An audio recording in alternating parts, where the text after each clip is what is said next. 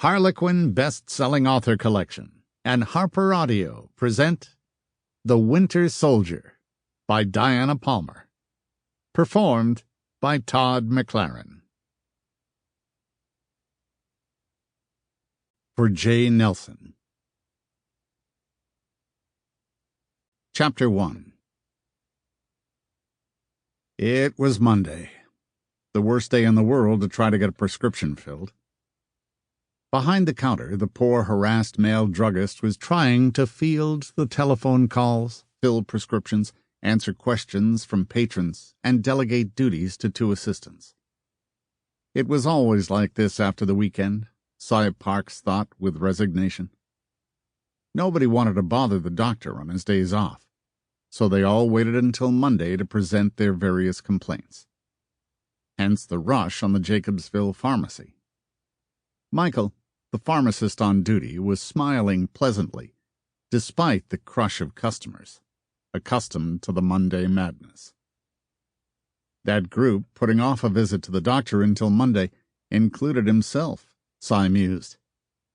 His arm was throbbing from an encounter with one of his angry Santa Gertrudis bulls late on Friday afternoon. It was his left arm, too, the one that had been burned in the house fire back in Wyoming. The angry rip needed 10 stitches, and Dr. Copper Coltrane had been irritated that Cy hadn't gone to the emergency room instead of letting it wait 2 days and risking gangrene. The sarcasm just washed right off. Coltrane could have saved his breath. Over the years, there had been so many wounds that Cy hardly felt pain anymore.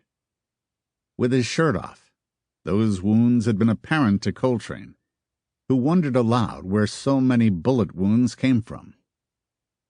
Cy had simply looked at him, with those deep green eyes that could be as cold as Arctic air. Coltrane had given up. Stitches in place, Coltrane had scribbled a prescription for a strong antibiotic and a painkiller, and sent him on his way. Cy had given the prescription to the clerk 10 minutes ago. He glanced around him at the prescription counter and thought he probably should have packed lunch and brought it with him. He shifted from one booted foot to the other with noticeable impatience, his glittery green eyes sweeping the customers nearest the counter. They settled on a serene, blonde-haired woman studying him with evident amusement. He knew her. Most people in Jacobsville, Texas did. She was Lisa Taylor Monroe. Her husband, Walt Monroe, an undercover narcotics officer with a federal agency, had recently been killed. He'd borrowed on his insurance policy, so there had been just enough money to bury him. At least Lisa had her small ranch, a legacy from her late father. Cy's keen eyes studied her openly. She was sweet, but she'd never win any beauty contests. Her dark blonde hair was always in a bun, and she never put on makeup.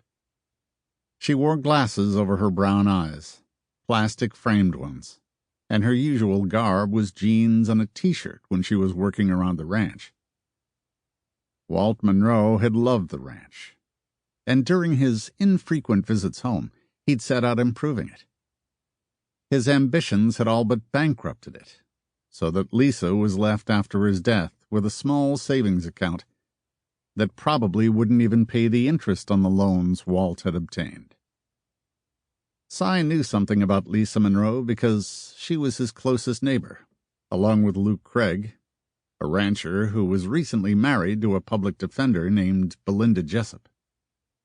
Mrs. Monroe there liked Charolais, he recalled. He wasn't any too fond of foreign cattle, having a purebred herd of Santa Gertrudis cattle, breeding bulls, which made him a profitable living. Almost as prosperous as his former sideline, he mused.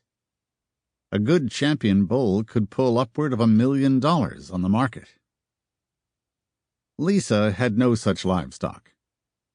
Her Charolais cattle were steers, beef stock. She sold off her steer crop every fall, but Sample complete. Ready to continue?